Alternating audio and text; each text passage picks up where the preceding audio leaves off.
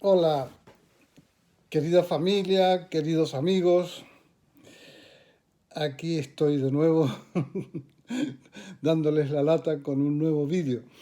A ver, este vídeo, la intención que tiene es un poco, hacer reflexionar yo y hacer reflexionar a los que se animen a verlo sobre, bueno, la actual situación política en Argentina que, bueno, yo diría que es más que dramática, porque al final han llegado a esta contienda dos candidatos que uno de ellos va a ser elegido presidente el día 19 de noviembre, o sea, dentro de poco.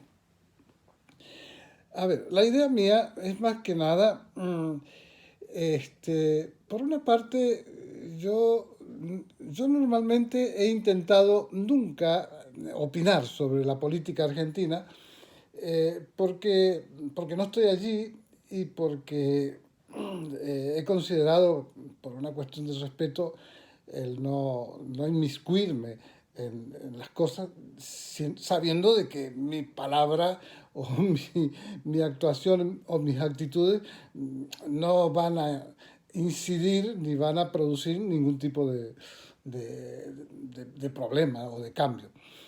Entonces yo sí que me siento como moralmente obligado a tener que expresar lo que yo siento como un aporte más a esta forma, yo diría un poco despiadada también, de debate que hay a nivel de toda Argentina. Y yo no creo que haya ningún argentino que no esté pendiente de lo que está pasando o que no esté recibiendo el bombardeo de información y de noticias que se están dando todos los días. A ver, yo sí que quiero expresaros algunas cosas importantes de mi vida, que yo pensaba contarlas en la historia esta que estábamos haciendo con Andrea, de allá lejos y hace tiempo, pero como ya vinieron estos, se precipitaron los pasos y luego la primera vuelta y ahora el balotaje, entonces decidí dejarlo pendiente, pero sí que me veo obligado expresaros cuatro o cinco cosas que son las que yo he vivido durante, bueno, los 84 años que tengo sobre la faz de la Tierra.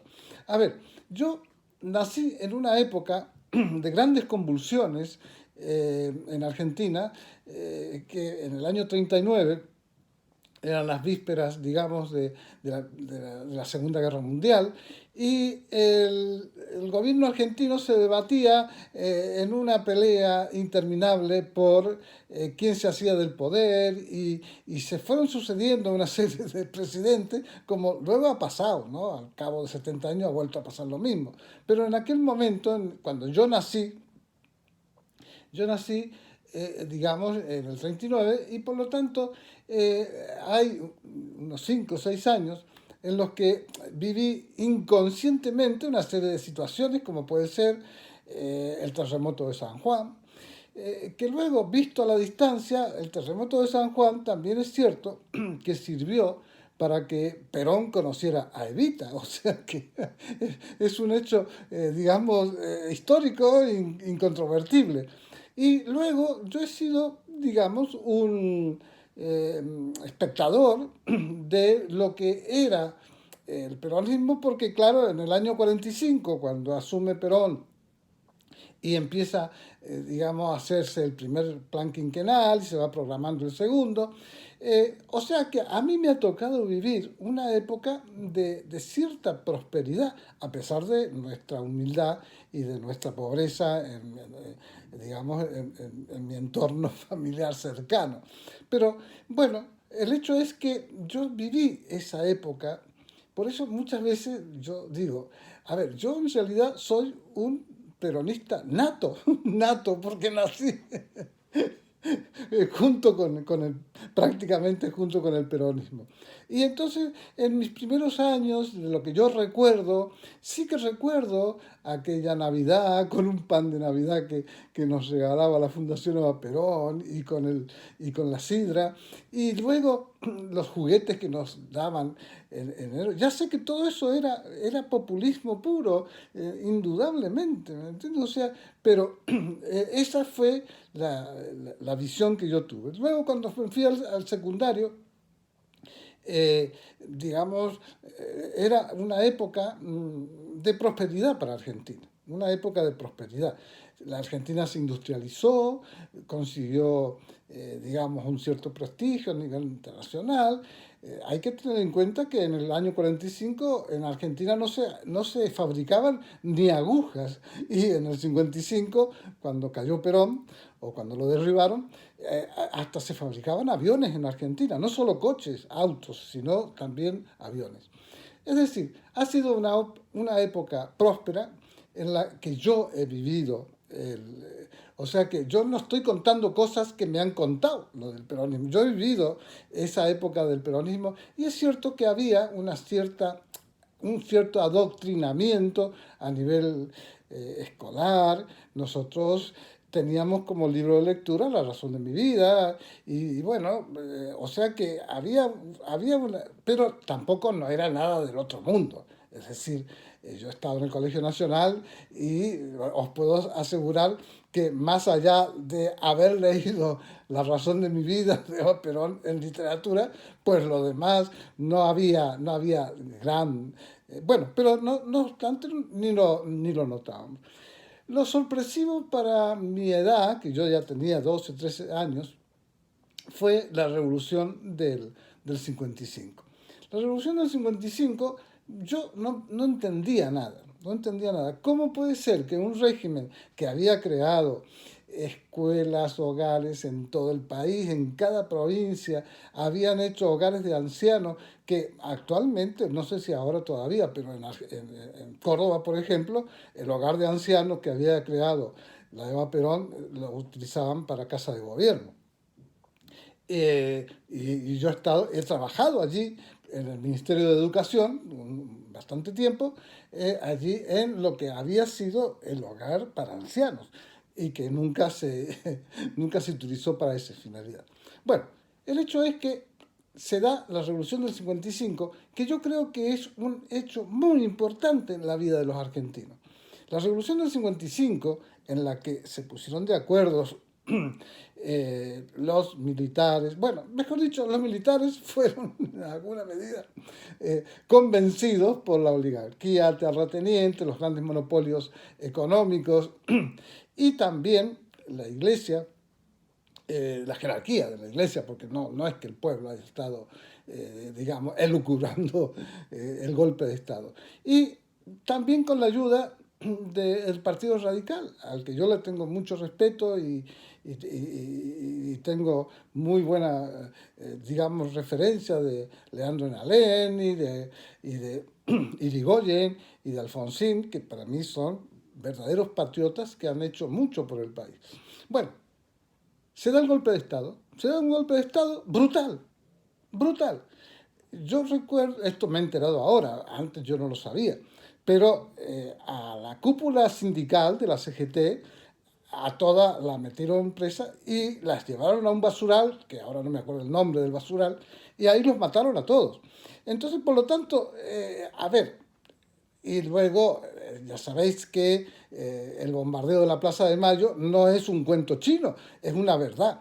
Es una realidad que la Marina bombardeó la Plaza de Mayo, mataron más de 300 personas, que yo tampoco sabía. Esto yo me enteré en un viaje que hice a Argentina, que habían matado gente, pero eso no lo sabía, no lo conocía históricamente. Bueno, el hecho es que en el 55 se produce una ruptura impresionante en la que se prohíbe todo lo que sea peronismo, se prohíbe nombrar a Perón, a Eva Perón, se queman todos los libros que se pueden encontrar, todos los retratos y todo lo que se... había que destruir y quitar los nombres, porque es cierto, el peronismo había, yo creo que había abusado de ponerles nombre, incluso a una provincia creo que le habían puesto, no sé si Eva Perón, pero bueno, de todas formas, yo vi aquello con sorpresa, pero no me imaginaba lo que había producido. Esto produjo un quiebre en la sociedad argentina, porque al proscribir al Partido Peronista, al descabezar a la dirigencia sindical y el iniciar una época de quebranto no solo económico, sino social impresionante. Bueno, yo no voy a entrar en los detalles de todo lo que sucedió, pero yo me sentía sorprendido. Pero el país tenía que seguir viviendo y yo seguí viviendo también. Y empecé a ir a la universidad, no a la universidad, sino al secundario. Y una vez terminado el secundario, me fui a la Universidad de Córdoba y en Córdoba hablar del peronismo en la universidad era imposible, no se podía hablar del peronismo porque los estudiantes no estaban en otra cosa, estaban en otra onda, digamos. Bueno, total, que se han ido sucediendo una serie. Frondizi gana las elecciones con el peronismo proscripto, Ilia gana las elecciones con el peronismo proscripto, y hasta que al final yo creo que se cansan de golpes de Estado y de que cada vez las cosas vayan peor. Por eso cuando yo escucho que hay gente que dice, porque la culpa de todos los desastres de Argentina las tiene el peronismo. Es injusto eso, es totalmente injusto. Digamos, digamos, la situación de Argentina es más debida a los malos gobiernos que ha habido como consecuencia de querer forzar las cosas hacia un lugar determinado, porque cuando Frondizi empezó a hacer algunas medidas, digamos, progresistas, le dieron un golpe de Estado. Y a Ilia, por querer, digamos, hacer una ley del medicamento, de los genéricos, le hacen otro golpe de Estado. Por lo tanto, las cosas han ido sucediendo así hasta que al final de cuentas, la NUCE dice, bueno, si quieren que venga Perón, que venga Perón. Pero claro, Perón vino, pero venía, era como un caballo de Troya, porque la gente que lo rodeaba y nosotros ingenuos, me acuerdo que fuimos a recibirlo a Ezeiza, casi nos matan allí en medio de aquel torbellino, y confiábamos en Perón porque él tenía un discurso muy defensor de los pobres, de los excluidos, en fin, el discurso peronista de siempre. Pero no, resulta que Perón estaba rodeado de una caterva ya ni siquiera sé si el término es nazi-fascista o lo que sea, pero el hecho es que estaba rodeado de gente muy impresentable, como López Rega, la Isabelita, y todos aquellos que crearon las AAA. Y la AAA es cierto, en Argentina ya había empezado a desarrollarse un movimiento guerrillero importante. Los montoneros y el ERP empezaron ya a tener cuerpo, y en Ezeiza, cuando fuimos a recibir a Perón, había mucha presencia de montoneros, sobre todo de Buenos Aires, que yo creo que ahí ha sido muy fuerte el movimiento guerrillero. Bueno, total, se muere Perón, y bueno, empieza una nueva etapa, y ahí sí que ya Los militares dicen, bueno, esta vez nos vamos a meter, pero nos vamos a meter y vamos a acabar con el problema para siempre. Y por eso se produjo, ¿verdad? Digamos, el golpe de Estado que dio Videla, Macera y el otro, y que, claro, deciden que la única forma de resolver el problema de, de la Argentina es eliminar a los elementos subversivos y a los elementos que, digamos, están en contra del Estado de Derecho o como le quieran llamar. Y así es como deciden exterminar al, este, exterminar a la guerrilla y de paso al peronismo, que era una de las cosas que... Bueno, pero luego ha venido, las cosas se han ido sucediendo, aparece Menem. Menem es realmente un pseudo peronista, que no era peronista, era un neoliberal que estaba al mando de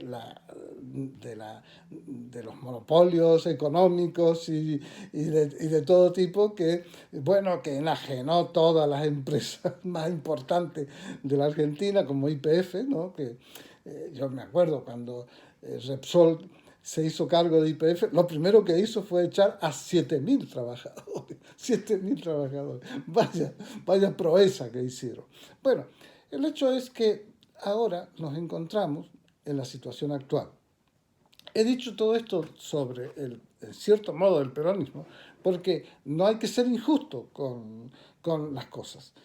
Argentina ha tenido una etapa, diríamos, próspera, 10 años, del 45 al 55, y luego ha venido a los tumbos, pero a los tumbos porque hemos estado ensayándolo todo, se ha ensayado todo. Se ha ensayado golpe militar, se ha ensayado peronismo neoliberal con Menem, se ha ensayado aquellos, en fin, de todo, de todo. Y por lo tanto, ahora viene una nueva etapa en la que hay dos propuestas. Hay una propuesta del, digamos, del peronismo tradicional, con toda la mochila que traen de corruptelas y de cosas y de toda la historia, porque no vienen exentos de toda la historia que tiene el peronismo. Y por otro lado, aparece un movimiento antisistema, un movimiento de ultraderecha neoliberal. ¿Me entiendes? Porque, a ver, al fin y al cabo, Milei es, aunque él diga que es libertario y que no sé, él es un neoliberal, pero un neoliberal es un Macri multiplicado por 100, ¿entiendes? O sea, es un Macri a la enésima potencia. Por lo tanto, no nos engañemos, así es la cosa. Entonces, están dos propuestas. Una propuesta del peronismo tradicional, con Massa, que yo creo que todos más o menos lo conocemos, sabemos quién es. Y la otra propuesta, que es de este señor que aparece así, irrumpe en la vida política argentina y que insulta a medio mundo, a todo Kiski, todo lo que se le ponga por delante, y dice, aquí hay que destruir el Estado y dejar que la gente sea libre y así vamos a ser prósperos, como, fíjate, ya lo decía Adam Smith en el siglo XVIII. En el siglo XVIII, o sea, en 1770, por ahí, Adam Smith dijo en su libro La riqueza de las naciones que los países que liberen el mercado y lo dejen en mano de la mano invisible que es, digamos, el propio mercado, pero claro, él veía el mercado de aquel tiempo. El mercado de aquel tiempo él no se imaginó que la gente luego se iba a ir agrupando, y en este momento existen monopolios o existen poderosísimos que prácticamente se han hecho del poder internacional, a tal extremo que sin lo que decidan los grandes consorcios económicos, difícilmente alguien puede ir adelante. Entonces, por más que sean el más pintado, si no se adapta a los modos que establece el Fondo Monetario Internacional o la política de Estados Unidos o de los países europeos que están hacia la derecha, no van a ir a ninguna parte. Por lo tanto, en este momento, en Argentina se presentan dos modelos. Un modelo tradicional, es cierto, que viene del peronismo de siempre, pero que es un modelo que está, digamos, muy cercano a lo que es la socialdemocracia europea y que ha sacado y ha creado el estado del bienestar. Es decir, cuando Milei dice que los países que son libérrimos y son neoliberales son los que prosperan, oye, yo he visto prosperar a España con la socialdemocracia, o sea, con el Partido Socialista Obrero Español. Eso yo lo he vivido durante 40 años, o sea que a mí no me lo ha contado nadie. Yo he visto cómo, gracias a la socialdemocracia, Alemania salió adelante y cuando ha querido hacer políticas neoliberales es cuando empiezan los problemas. Empiezan los conflictos y aquí en España en este momento estamos metidos en un conflicto tremendo porque claro, la derecha y el poder económico no quieren que siga Pedro Sánchez gobernando porque Pedro Sánchez lo que garantiza es la justicia social. Así la clave es esa. O se hace justicia social o no se hace justicia social. Entonces, el peronismo de masa es pro justicia social, si es que puede hacerlo. Y el planteo que él hace es de un gobierno de confluencia nacional. Yo creo que en ese sentido, yo escuchaba antenoche a Ricardo Alfonsín, que es un tío valiosísimo, tiene una claridad política impresionante. Y entonces él dice, no sé si hay que ver en qué podemos coincidir y hay que sacar el país adelante sin estridencia, sin violencia, sin romper, sin echar a todo el mundo, porque claro, una cosa es ir con la motosierra y otra cosa es ir con las leyes, con el Congreso, con la cosa civilizada, porque Argentina es un país maravilloso. Es un país maravilloso, tiene una gente inteligentísima, son muy listos. Yo me acuerdo que yo después de 10 años volví a Argentina y yo digo, pero claro, es que estos bueno, es que somos lo que somos, ¿me entiendes? Y aquí yo lo he visto, aquí nosotros hemos hecho una tarea impresionante en Europa trabajando, los que nos hemos tenido que exiliar porque nos fue muy mal allí. Bueno, en definitiva, el domingo que viene, no mañana sino el otro, hay unas elecciones que son históricas. Y a mí me gustaría que mis familiares y mis amigos escucharan esto y reflexionaran. Yo no les pido que voten a tal o cual. Simplemente yo les digo, oye, no se dejen llevar del engaño. Porque yo creo que un chico que tiene 15 años ahora, o 20, no sé a qué edad empiezan a votar, que no sepa nada de la historia, ¿me entiendes? Claro, si no sabe nada de la historia, dice, y este tío dice que va a cambiarlo todo y que es la novedad y es la justicia, bueno, allá está bien que voten porque ellos están convencidos de eso. Por lo tanto, sencillamente lo que quiero transmitir es que, a ver, hay dos opciones bien claras. Una opción tradicional, si vosotros queréis, del peronismo histórico, del peronismo de la Eva Perón, y el peronismo del Perón genuino, no del que trajeron después ya hecho un cadáver, sino, y luego hay otra propuesta que es, aquí hay que romperlo todo, aquí hay que romperlo todo y ya veréis, y bueno, ¿qué puede suceder? Mira, puede suceder el domingo próximo, el otro, bueno, que gane Milei y que inicie lo que está prometiendo, que es armarla, que se arme el lío, y que se arme el lío y que Dios nos ayude. De todas formas, yo simplemente no quiero pasar la historia sin haber dicho lo que yo pienso y lo que yo siento respecto a estas elecciones que se van a dar pronto. No es que yo tenga la verdad, yo simplemente es mi punto de vista y lo que yo he vivido. Y por eso quiero que mi familia, mis amigos, eh, me digan lo que ellos piensan y repliquen todo esto que estoy diciendo, porque yo puedo estar equivocado. Un abrazo a todos y espero que puedan mandar este vídeo. Bueno, hasta, no sé, hasta después del 19. Bueno, un abrazo, chao.